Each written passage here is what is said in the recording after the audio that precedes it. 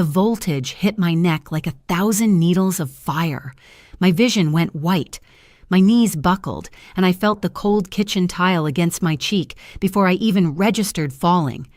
Through the ringing in my ears, I heard laughter. Her laughter. My daughter-in-law stood over me, her thumb still pressed against the remote control, her eyes gleaming with something I can only describe as satisfaction. She thought I was annoying. She thought I deserved this. What she didn't know was that the Henderson security camera had a perfect view through our kitchen window. And in 72 hours, that footage would be playing on loop in a courtroom while a judge decided just how many years she'd spend behind bars. But I'm getting ahead of myself. Let me tell you how I ended up with a shock collar around my neck in the first place. My name is Diana Ashford. I'm 73 years old, a retired librarian, and until 18 months ago, I thought I knew what family meant. I thought the word home meant safety. I thought growing old meant being surrounded by people who loved you. I was wrong about all of it. This is the story of how my own family turned me into a prisoner in my own house, how they tortured me for their entertainment, and how a neighbor's security camera became the key to my freedom. This is the story of the worst 6 weeks of my life and the justice that followed. My son Marcus married Vivian 3 years ago. I remember the wedding like it was yesterday, standing in that garden venue, watching my only child promise his life to a woman I barely knew. They'd only dated for 8 months. Marcus said it was love at first sight. I said it was fast. He told me I was being controlling. That was the first time Vivian's mask slipped, just for a second. She smiled at me over his shoulder, and that smile said, "I've already won." But I pushed the feeling down. I wanted my son to be happy. I wanted to believe I was just being an overprotective mother. So when Marcus lost his job 6 months later and they asked to move into my house, I said yes. My husband Robert had passed away 4 years earlier, and the house felt too empty anyway. I thought having them there would be good for all of us. The first month was fine, pleasant even. Vivian cooked dinner twice a week. Marcus helped with the yard work. We watched movies together on Friday nights. I started to think I'd been wrong about her. Then the job market got worse and Marcus couldn't find work. The savings I'd offered to help them with started running low. And Vivian's true face began to show. It started small. She'd make comments about how much space my belongings took up, how my furniture was outdated, how my routine was inconvenient for them. When I'd wake up at 6 in the morning like I'd done for 50 years, she'd complain that I was too loud, that I was disrupting their sleep. When I'd watch my favorite shows in the evening, she'd say I was hogging the living room. When I'd talk about my day, she'd roll her eyes and whisper to Marcus that I was being annoying again. Marcus started changing. My son, who used to call me every day before they moved in, stopped making eye contact. He'd leave the room when I entered. He started repeating Vivian's complaints word for word, like she'd programmed him.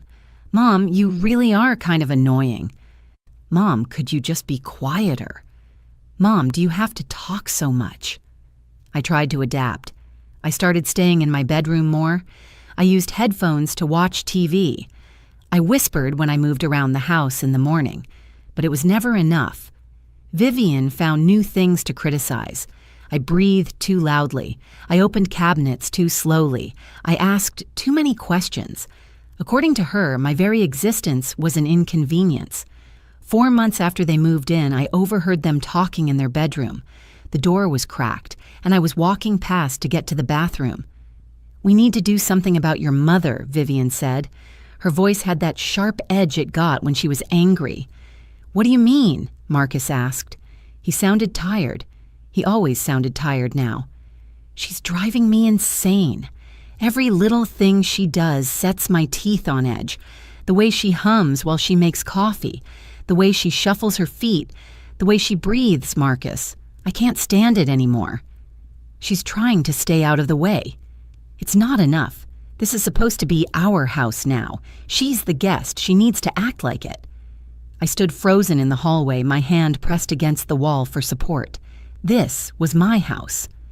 The house Robert and I had bought 45 years ago. The house where I'd raised Marcus. The house where every wall held a memory. And now I was being called a guest in it. "What do you want me to do?" Marcus asked. "I want you to man up and tell her she needs to be invisible. She needs to not exist until we decide we want to deal with her. And if she can't do that, then maybe she needs to find somewhere else to live." I went back to my room without using the bathroom. I sat on my bed and cried as quietly as I could manage. The next morning, Marcus knocked on my door. He didn't look at me when I opened it. "Mom, we need to talk." He told me that I needed to be more considerate of them, that they were stressed about money and jobs, and I wasn't making it easier. He said I should stay in my room more, only come out for meals, and try to minimize my presence in the house. I asked him if he was serious. He finally looked at me, and I barely recognized the person staring back. "Mom, please, just try to cooperate." So I did. I became a ghost in my own home. I'd wait until I heard them leave a room before entering it. I ate meals quickly and retreated back to my bedroom. I stopped trying to make conversation. I stopped humming. I stopped living. But Vivian wasn't satisfied. She'd find reasons to complain. I'd walked too close to her. I'd looked at her wrong. I'd existed in her peripheral vision. She started making these sounds when I was around, these exaggerated sighs, these groans of frustration. Marcus would hear them and automatically tell me to go to my room, even if I was just getting a glass of water. 2 weeks into this new arrangement, I came downstairs for breakfast and found Vivian at the kitchen table with her laptop.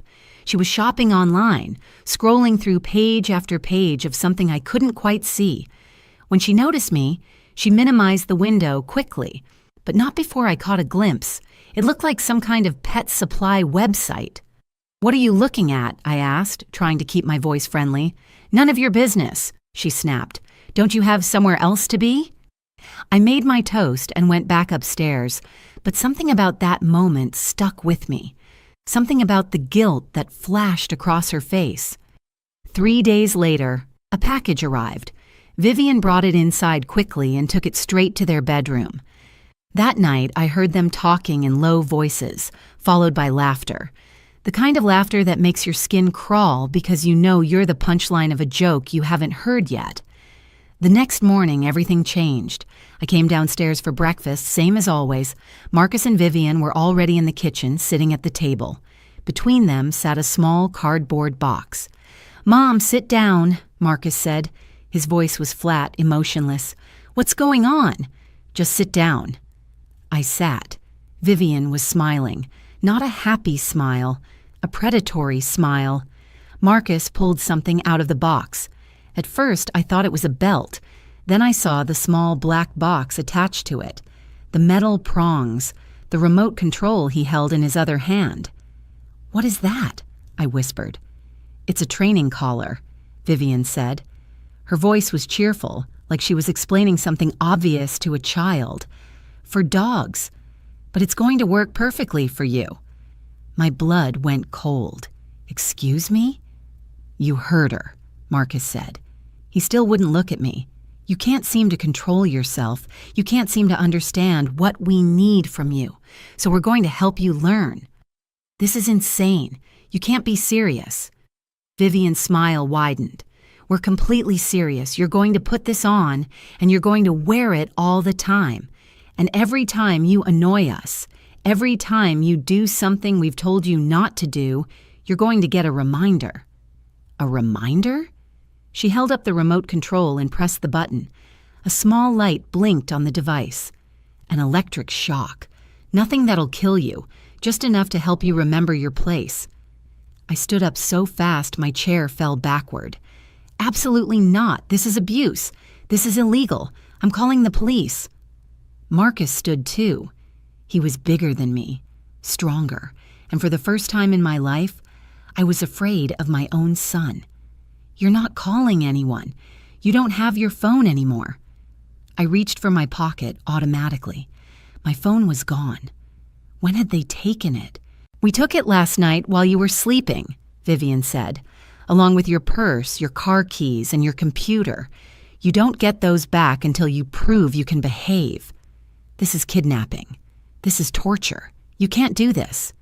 "Can't we?" Vivian walked around the table toward me. "You're a senile old woman living in your son's house. Who's going to believe you over us? Besides, once you learn to control yourself, you'll thank us. This is for your own good." "Marcus, please." I turned to my son, begging, "You can't let her do this. I'm your mother." For just a second, something flickered in his eyes. Doubt, maybe, or guilt. But then Vivian touched his arm, and whatever I'd seen disappeared. "Put it on, Mom. Don't make this harder than it has to be." I didn't put it on voluntarily. Vivian called it making this harder than it has to be. I call it fighting for my humanity, but I was a 73-year-old woman against two people in their 30s. The outcome was inevitable. They held me down in the kitchen chair. I screamed. I fought. I begged.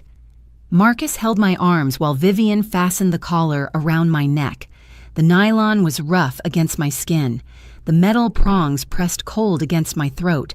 When she tightened it, I felt the clasp click into place with a finality that made my stomach drop. "There," Vivian said, stepping back to admire her work. "That wasn't so hard, was it?" I was sobbing. My whole body was shaking. "Please take it off. Please." "Not until you learn." She held up the remote. "Now, let's establish some rules. Rule 1. You stay in your room unless we give you permission to come out. Rule 2. You don't speak unless we ask you a direct question. Rule 3. You don't make any noise. No humming, no singing, no talking to yourself, nothing. Do you understand?" I didn't answer. I couldn't. My throat had closed up with fear and rage and disbelief. Vivian pressed the button. The shock lasted maybe 2 seconds. It felt like an eternity. Every muscle in my body seized. My neck felt like it was on fire. The pain was so intense, so overwhelming that I couldn't even scream. When it stopped, I gasped and nearly fell out of the chair. "I asked if you understood," Vivian said calmly. "Yes," I choked out. "Yes, I understand." "Good. See? You're learning already." That was the beginning of 6 weeks that I can only describe as hell. They let me out of my room 3 times a day for meals. I had 15 minutes to eat, and then I had to go back upstairs. I was allowed to use the bathroom, but I had to announce it first and wait for permission. If I took too long, Vivian would come upstairs and shock me through the door until I hurried. The collar was waterproof, so I couldn't even take it off to shower. Vivian had removed the lock from my bedroom door and taken all the tools from the garage, so I couldn't try to cut it off. And the clasp required a special key that she kept on a chain around her neck, always, tucked under her shirt, always just out of reach. She shocked me for everything. For walking too loudly, for sighing, for looking at her the wrong way, for existing in her presence for too long. Sometimes she did it for no reason at all, just because she could. She'd hold up the remote, her finger hovering over the button, and watch me flinch. Then she'd laugh. Marcus pretended not to notice. He'd leave the room when it happened, or he'd put in headphones, or he'd suddenly need to check something on his phone. He became an expert at being present but not seeing, at hearing but not listening, at knowing but not acknowledging. I lost weight. I stopped sleeping. Every time I started to drift off, I'd jolt awake, my hand flying to my neck, my heart racing with phantom shocks. I had bruises on my arms from where they'd grabbed me that first day. The skin under the collar was raw and irritated. I looked in the mirror one morning and didn't recognize the person staring back. I'd aged 10 years in 2 weeks. I tried to escape once. It was late at night, maybe 3 a.m. I snuck downstairs as quietly as I could, heading for the front door. I just wanted to get to a neighbor's house, anyone's house, someone who could call the police, someone who could help me. I made it to the living room before the shock hit. I collapsed, convulsing on the carpet. When I could see again, Vivian was standing over me in her bathrobe, the remote in her hand. "Did you really think I wouldn't hear you?" she asked. "I'm a light sleeper, Diana, and you're not as quiet as you think you are." She shocked me again, and again, and again. She didn't stop until Marcus came down and told her that was enough. Even then, I could see she wanted to keep going. "If you try that again," she said, crouching down next to where I lay, shaking on the floor, "I'll set this thing to maximum and I won't stop until you pass out.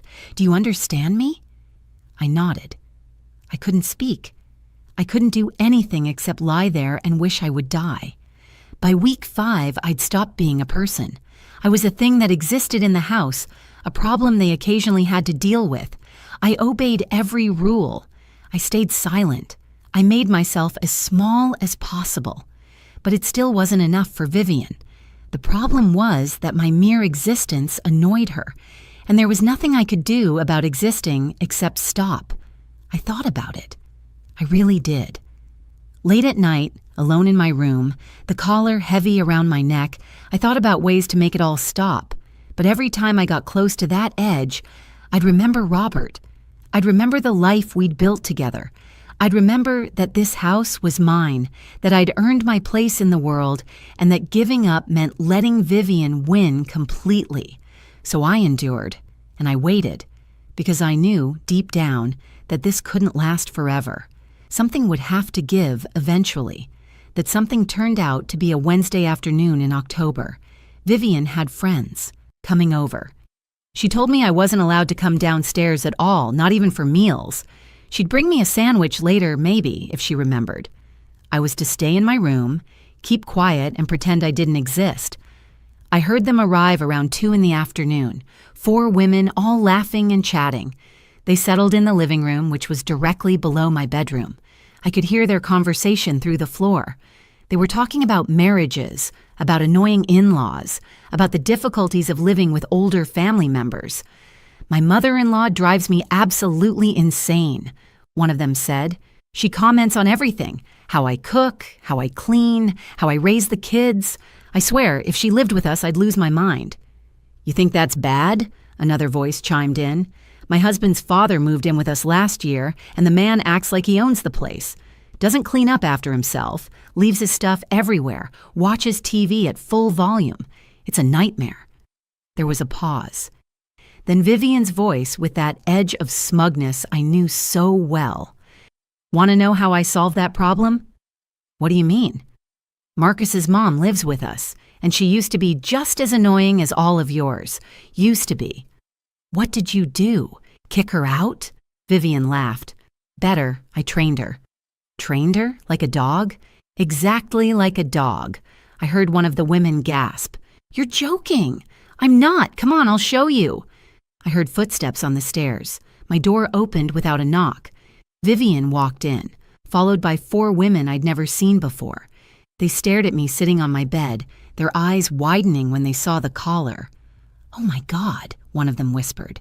"Is that a shock collar?" another asked. "Sure is," Vivian said proudly. She held up the remote.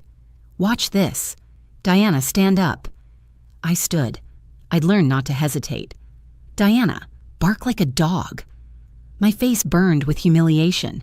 I looked at the women staring at me, their expressions ranging from shock to disgust to horrified fascination. I opened my mouth to refuse, and Vivian's finger moved toward the button. I barked, once, quietly. "Louder," Vivian commanded. I barked louder. The women didn't laugh. They just stared. "This is insane," one of them said. "Vivian, this is abuse." "Oh, please. She was making our lives miserable. Now she's manageable. It's a win-win." "Where's Marcus? Does he know about this?" "It was his idea," Vivian lied smoothly. I wanted to scream that it wasn't, that Marcus had been reluctant at first, that she'd pushed him into it. But I stayed silent. Speaking would mean getting shocked, and I couldn't take any more shocks today. "I think we should go," another woman said. She was already backing toward the door. "Come on, don't be dramatic," Vivian said. But they were leaving, all of them, practically running down the stairs. I heard the front door open and close 4 times. Vivian turned back to me, her face twisted with rage. "You ruined my party." "I didn't do anything," I said quietly. "You existed. That's enough." She pressed the button and held it down longer than she ever had before. I fell. My head hit the corner of the nightstand on the way down. The pain in my neck was so intense I couldn't even process the new pain in my head. I was dimly aware of blood, of Vivian standing over me, of her voice saying something I couldn't understand through the ringing in my ears. Then everything went black. I woke up on my bedroom floor. My head was throbbing. When I touched my temple, my fingers came away sticky with blood. The collar was still around my neck. Vivian was gone. I managed to get to the bathroom and clean the wound. It wasn't deep, but it would definitely bruise. I looked at my reflection and barely recognized myself. My hair was greasy and unkempt. My face was gaunt. My eyes were hollow. The collar sat around my neck like a noose. Something inside me broke in that moment. Or maybe it finally healed. I couldn't live like this anymore. I couldn't survive another day as Vivian's pet, her toy, her victim. I had to get out, and I had to get out now. But I was locked in. I had no phone, no keys, no way to contact anyone. The windows in my room didn't open wide enough to climb through. I was trapped, unless I could get to the kitchen. I waited until evening, until I heard Vivian and Marcus go to bed. Then I waited another 2 hours to be sure. Moving as silently as I possibly could, I opened my bedroom door and crept downstairs. Every step felt like it took an hour.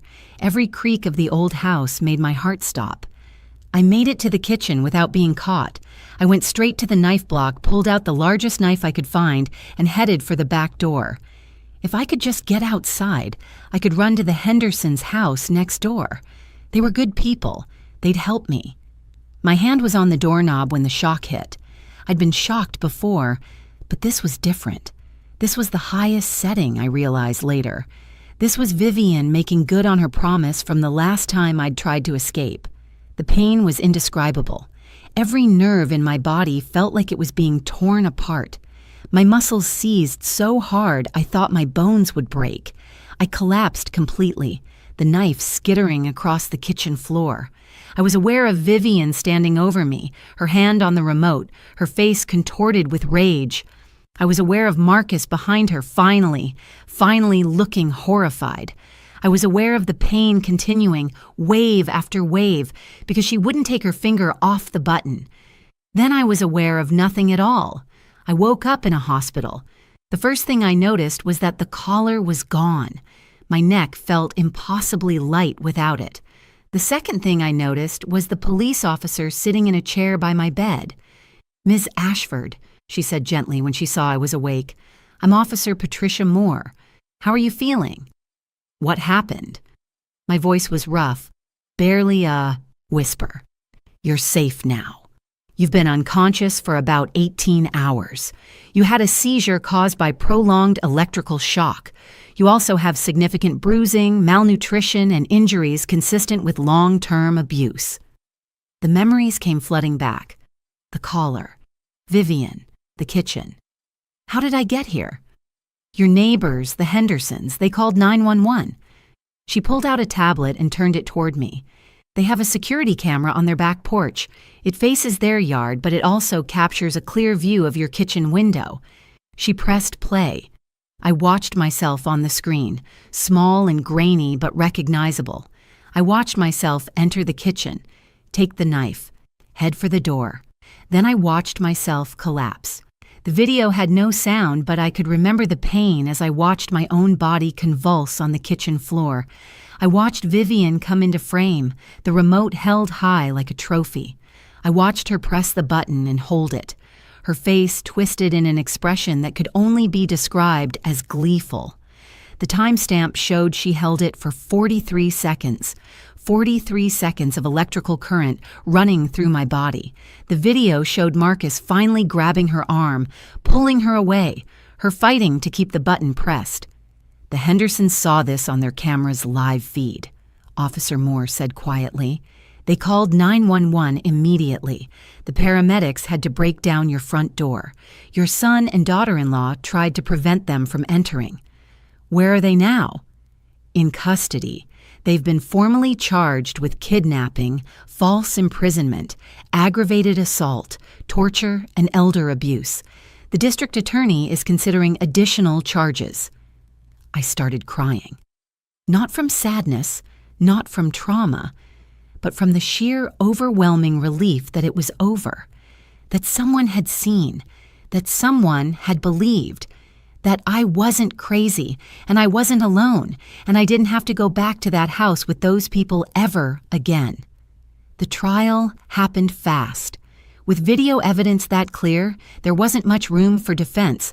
Vivian's lawyer tried to argue that I'd been a difficult house guest, that they'd been at their wits' end, that the caller was an extreme but understandable response to an impossible situation. The jury deliberated for 90 minutes. Vivian was sentenced to 12 years in prison.